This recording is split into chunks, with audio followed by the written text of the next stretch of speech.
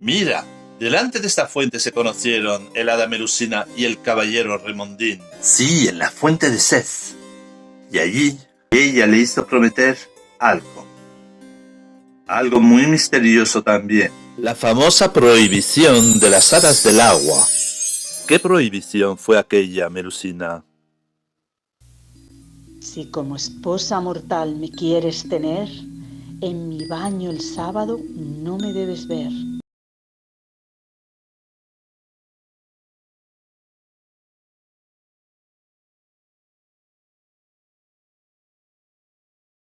El caballero aceptó el pacto, así que se casaron y fueron muy felices. Un día Remondín no respetó la prohibición y miró a Melusina mientras se bañaba.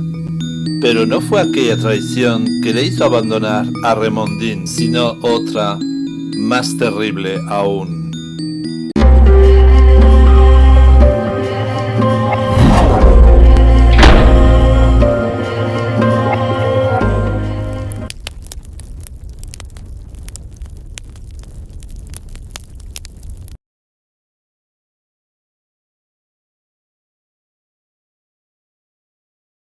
Tras cruzar la marisma, Joffrey II de Lusignan, apodado el del Gran Diente, se acerca, seguido por una comitiva de 10 caballeros, a la abadía de Maillezais.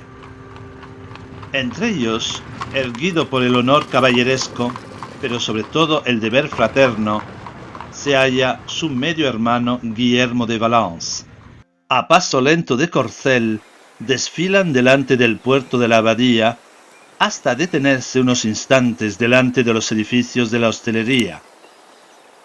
Unos segundos, sus cotas de malla azules del color de la cola de Melusina y de la bandera de los Lusignan refulgen un poco.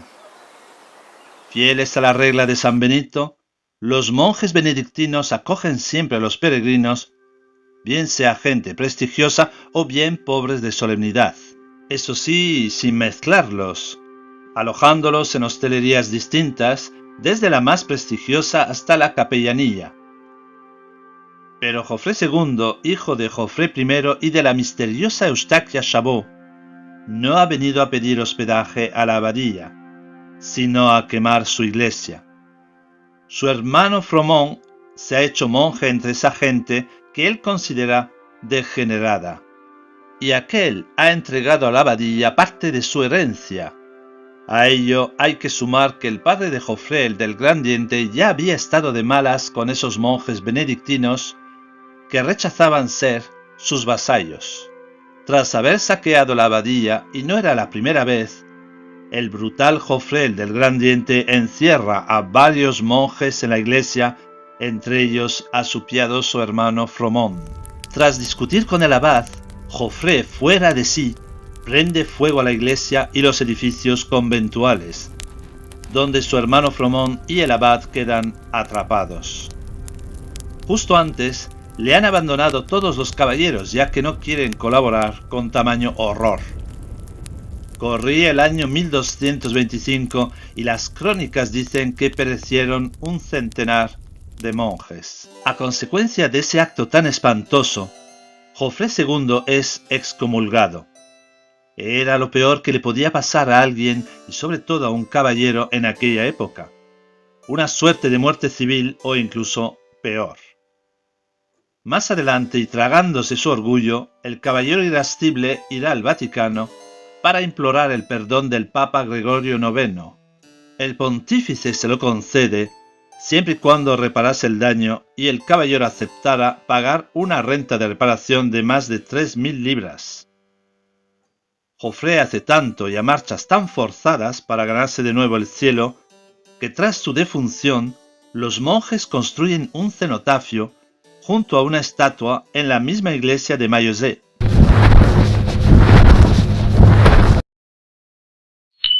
Estamos en la abadía de Maillezais, o Maillezais como lo pronuncian aquí en Poitou.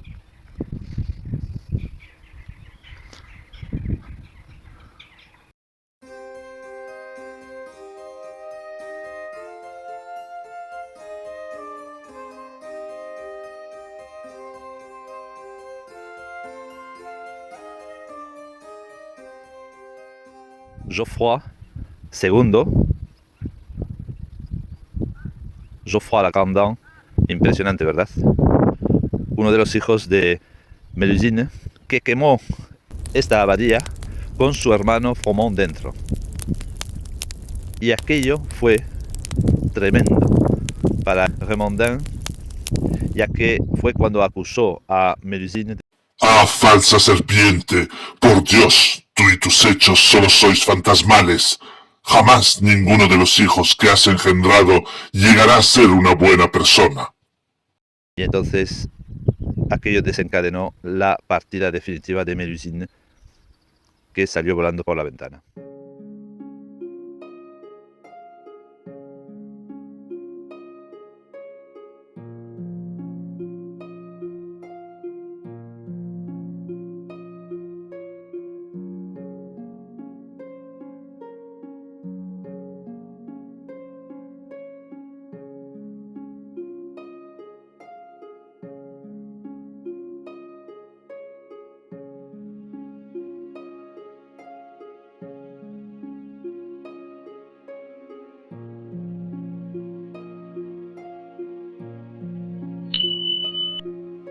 Hasta muy pronto, queridos amigos y amigas, aquí mismo, en el otro mundo.